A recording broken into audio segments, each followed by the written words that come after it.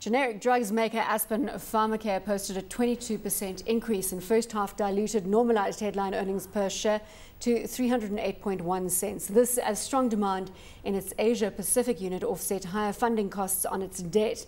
Revenue grew by 31% to 7.5 billion rand, while operating profit was up 28% to 2 billion rand, with offshore businesses contributing 61% of the profits. Ashraf, let's throw this to you first. We did see the South African consumer division, though, coming under pressure, and with particular relation to its baby food offering. Absolutely. The baby food offering license expired, and then generics came onto the market to compete with the offering, and obviously given the current economic conditions, etc., the cheaper product won the day. So 19% down, as you mentioned earlier. On top of that, with regards to antiretrovirals in South Africa, they'd won the tender, but the reality was that government used donor-funded antiretrovirals because it's cheaper and obviously less expenditure on the part of government. So that also hurt their bottom line within South Africa. Obviously, you had strong contributions from Sigma during the year, and that caused the shift in contributions to move, from South Africa being a majority to obviously 61% of its earnings coming absolutely offshore. Do you think that Aspen's glory days are over? Well, Stephen Sard stated 5 years ago that his focus would be offshore, and that's where Stephen's been spending most of his time. He's really left the South African business to be run by the management team, and he's been driving the offshore business. So my sense is expect more fireworks from the offshore business. A lot of people said when they purchased Sigma, they'd overpaid, but from what you've said earlier, they're able to cover their debt quite comfortably with the Sigma purchase, and it certainly made a positive contribution in its first year. Warrick, let's throw this to you from a technical perspective. What's happening on that front? Robin, well, as you can see, I've gone back quite far here, about a year back to March 2011. And what I've done is I've just gone and I've taken that high to that low and just extended a little bit higher using Fibonacci extension here.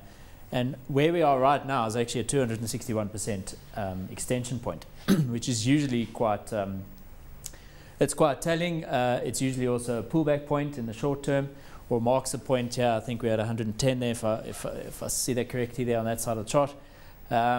But as you can see, the angle on this chart, it's not aggressive. It's probably about a 40% angle here. Trend line's intact. Right now, I think with the market a little bit jittery this week, we may see a little bit of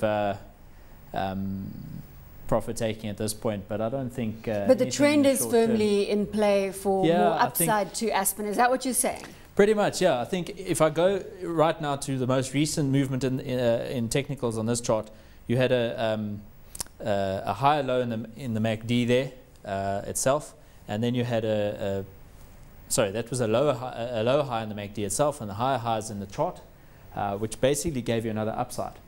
That's where we've seen this little uptick here, what I think about 5 Rand or something like that. I think as long as we're holding the 50 EMA moving average there, this chart, you can just keep it.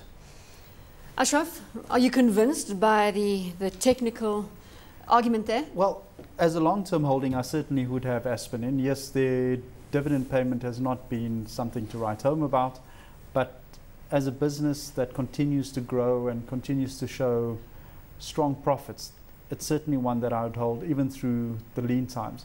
Do you think they're diversifying extensively offshore because of the risks inherent in the South African environment, in the healthcare environment in South Africa? Looming NHI, you've also got obviously the regulatory issues, single exit pricing and the like.